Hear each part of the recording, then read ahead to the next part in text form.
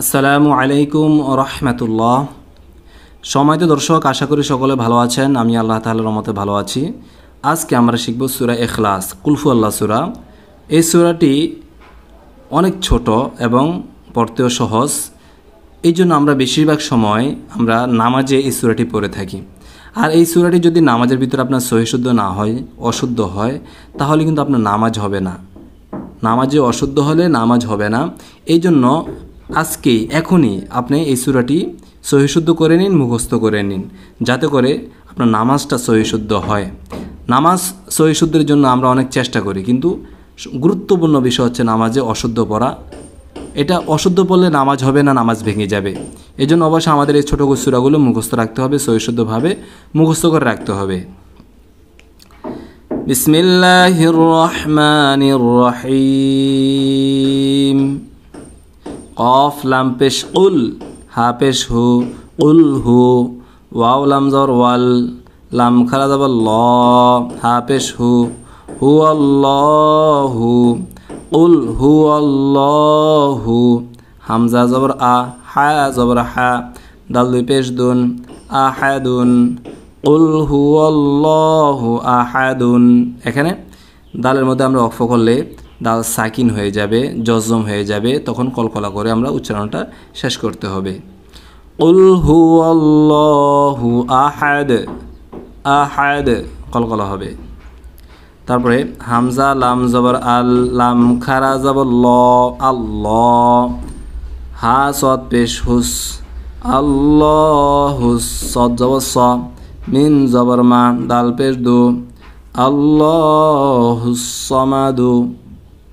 এখানেও দালের মধ্যে ওয়াকফ করলে সাকিন হয়ে যাবে, জজম হয়ে যাবে। আল্লাহুস সামাদ, আল্লাহুস সামাদ। এখানে আল্লাহুস সামাদ বলা যাবে না, বলতে হবে আল্লাহুস সামাদ। তারপরে লাম মিম জবর লাম, ইয়া জবর ইয়া, লাম দাল জের লিদ, লাম ইয়া লিদ। ওয়া জবর ওয়া, লাম মিম জবর লাম, ওয়ালাম। ইয়া ওয়াও পেশ ইউ, লাম দাল জবর লাদ, ওয়ালাম ইউলাদ।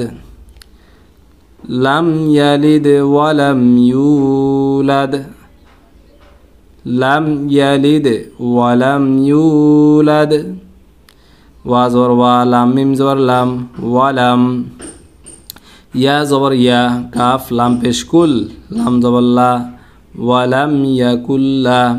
হা উল্টা পেশ হু, ওয়ালাম ইয়াকুল্লাহু। কা পেশ কু, ফা পেশ ফু, কুফু। ওয়াও দুই জবর ওয়ান, কুফু ওয়ান। হামজা জবর আ, হা জবর হা, দাল দুই পেশ দুন, আহাদুন, কুফুয়ান আহাদুন।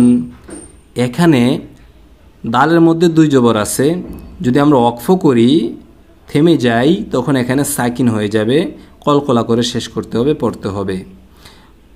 ওয়ালাম ইয়াকুল্লাহু কুফুয়ান আহাদ। এখানে ওয়ালাম ইয়াকুল্লাহু, কুল্লা ইদগমে বেলা গুণের কায়দা। নুন সাকিন তানবিনের পরে ইদগমে বেলা গুণার দুইটি হরফ রয়েছে, র লাম। এই হরফের মধ্যে থেকে কোনো একটি হরফ আসলে তখন সেখানে গুণনা করা যাবে না, গুণনা ছাড়াই স্পষ্ট করে মিলিয়ে পড়তে হবে। সেটাকে ইদগমে বেলা গুণনা বলা হয়। আবার শুরু থেকে দেখুন। সূরাতুল ইখলাস মাক্কিয়া। বিসমিল্লাহির রহমানির রহিম। কুল হুয়াল্লাহু আহাদ, আল্লাহুস সামাদ, লাম ইয়ালিদ ওয়ালাম ইউলাদ,